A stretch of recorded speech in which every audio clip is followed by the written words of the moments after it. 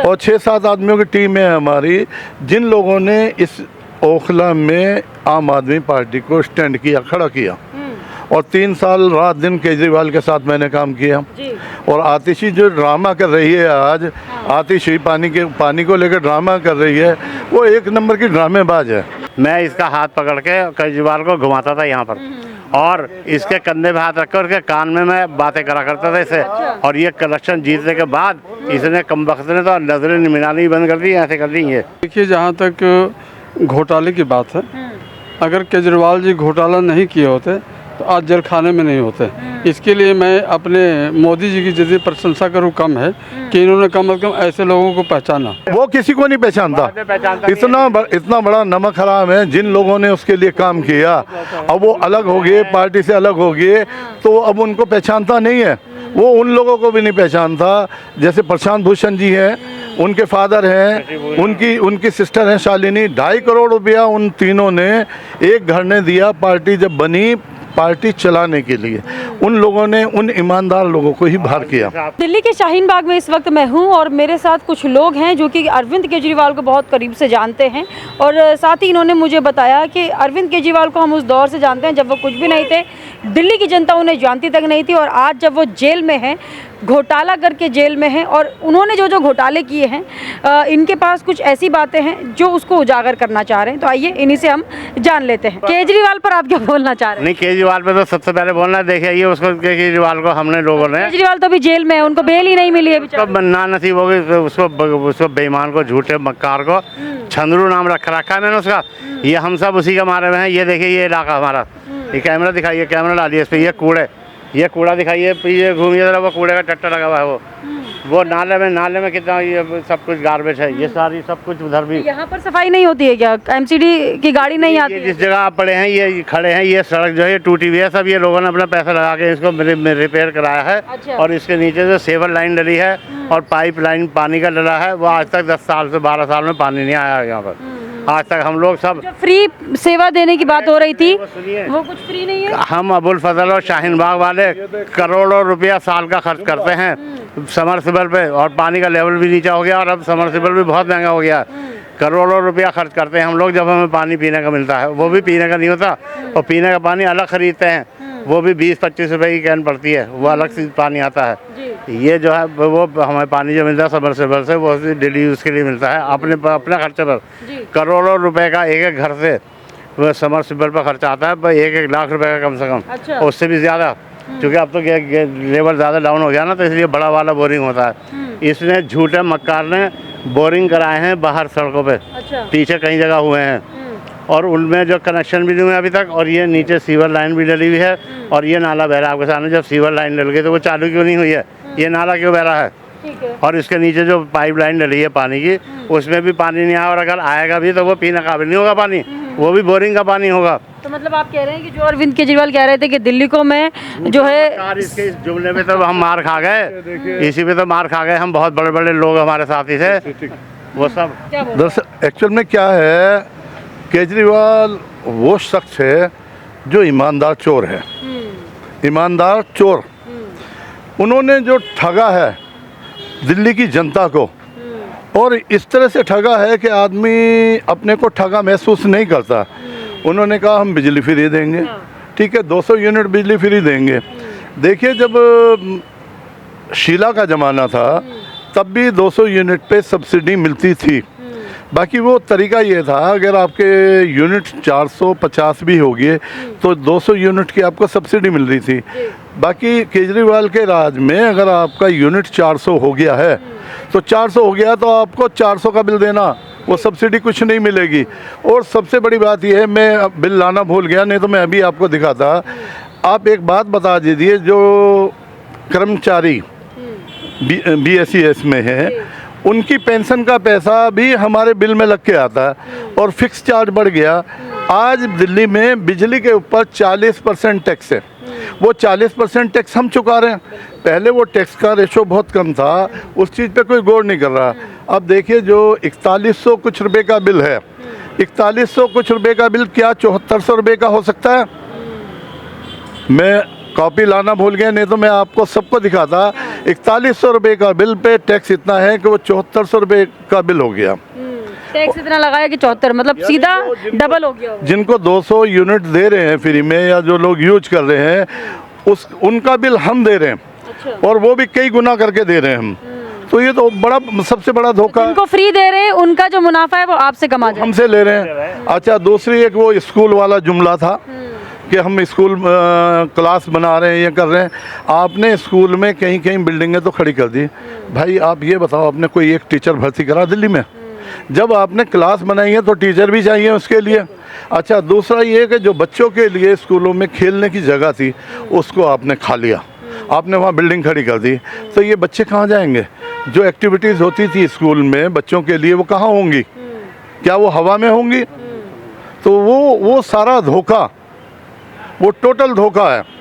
और रही केजरीवाल की, भाई साहब मेरे सहयोगी रहे हैं आम आदमी पार्टी का, मैं विधानसभा इंचार्ज रहा हूँ ओखला का। अच्छा। और 6-7 आदमियों की टीम है हमारी, जिन लोगों ने इस ओखला में आम आदमी पार्टी को स्टैंड किया, खड़ा किया। और 3 साल रात दिन केजरीवाल के साथ मैंने काम किया। जी। और आतिशी जो ड्रामा कर रही है आज, आतिशी पानी को लेकर ड्रामा कर रही है, वो एक नंबर की ड्रामेबाज है। गिरिवंश सेल में उसने हमारे साथ काम किया, हमने उसको देखा वहाँ पे बहुत अच्छी तरह से। जी। और अरविंद केजरीवाल को भाईजान जानते हैं। ओखला की सारी, बटला हो, जाकिर नगर, NFC की सारी गलियों में मैंने बाइक पे घुमाया अपने साथ। अच्छा। हाँ, तब उनको कोई देखता नहीं था। मतलब पूरी टीम में 10-12 आदमी होते थे, 10-12। बहुत अच्छे से जानते होंगे अरविंद केजरीवाल। वो किसी को नहीं पहचानता। इतना बड़ा नमक हराम है। जिन लोगों ने उसके लिए काम किया अब वो अलग हो गए, पार्टी से अलग हो गए, तो अब उनको पहचानता नहीं है। वो उन लोगों को भी नहीं पहचानता। जैसे प्रशांत भूषण जी हैं, उनके फादर हैं, उनकी सिस्टर हैं शालिनी। 2.5 करोड़ रुपया उन तीनों ने एक घर ने दिया पार्टी जब बनी, पार्टी चलाने के लिए। उन लोगों ने उन ईमानदार लोगों को ही बाहर किया। बेईमाना करने की वजह से अगर वो होते तो आज पार्टी ईमानदारी से काम करती।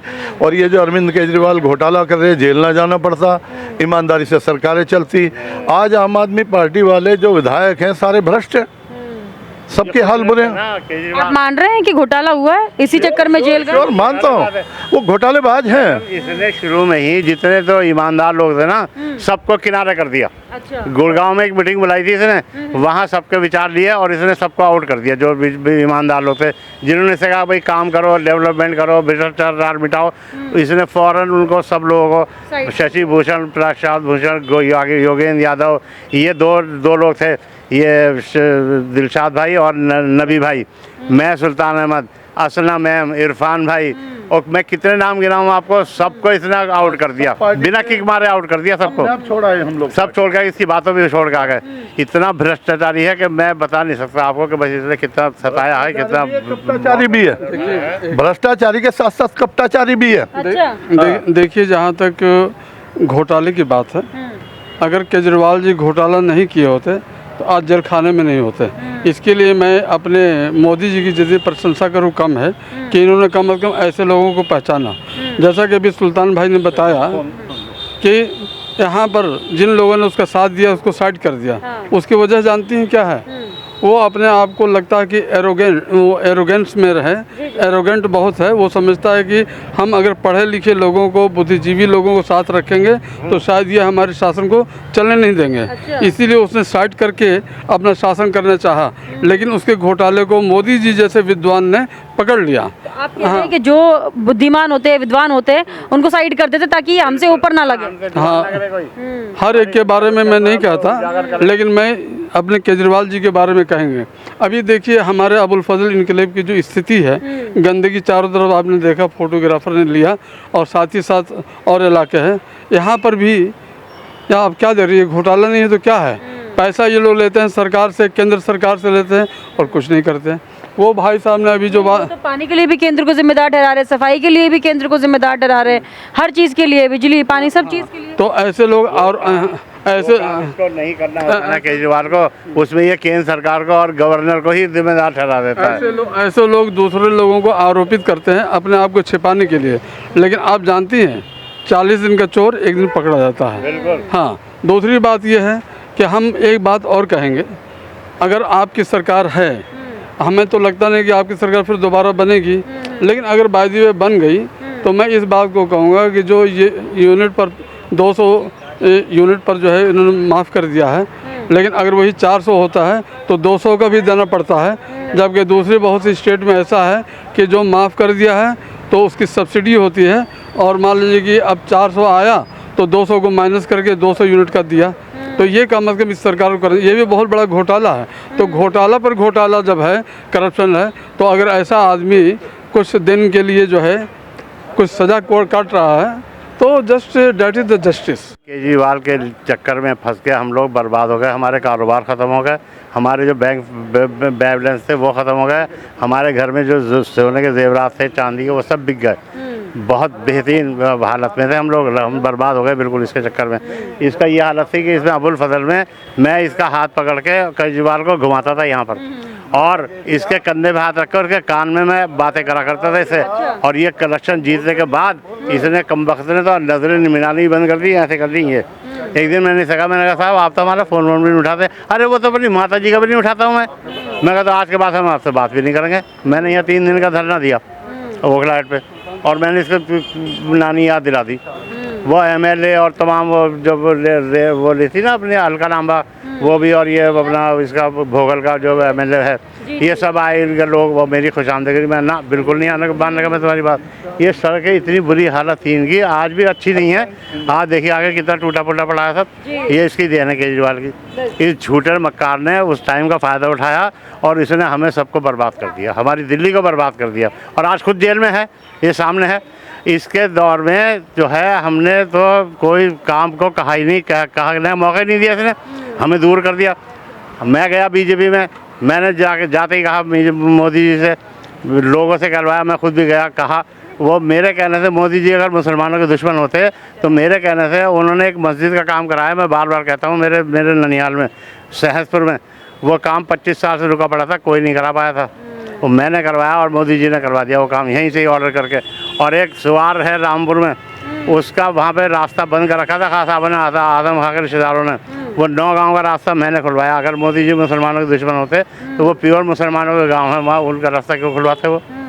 ऐसा कुछ नहीं, ये सब डराते हैं ये कांग्रेस वाले, और अब खुद भुगत रहे हैं। अब ये खुश हो रहे हैं कि साहब यूपी में हम जीत गए, इससे कुछ नहीं होता।